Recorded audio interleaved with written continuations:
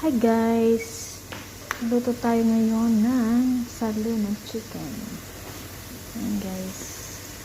Na-fry ko na yung onion, cinnamon, dry lemon, and cloves and cardamom. Ayan, nandiyan na yan lahat yan guys. So, lagay na natin ang tomato paste and garlic paste.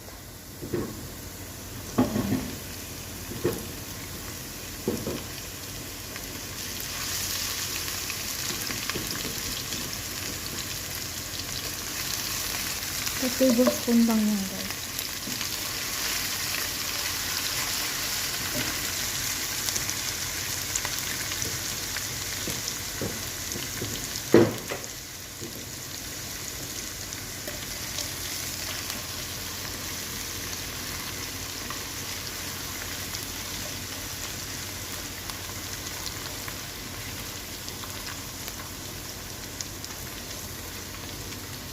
Ayan.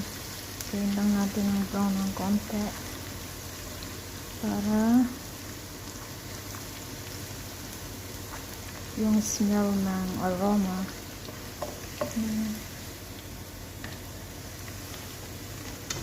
Ayan guys. Nadala na siya guys.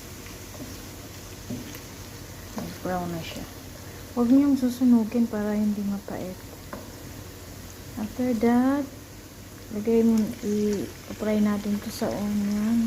Isot natin to dito para maalis ang lansa niya.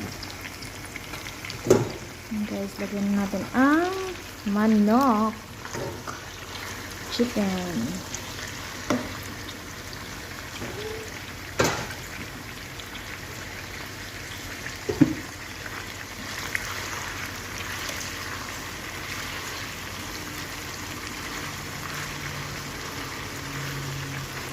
Try lang natin to para hindi siya mabalansa.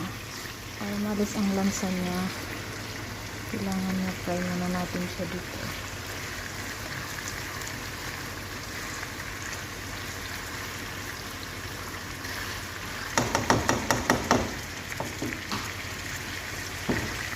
Takpan muna natin na 3 minutes only. Tapos balik ka rin natin. Kumusta naman kayo dyan mga guys? Ano bang niluluto nyo?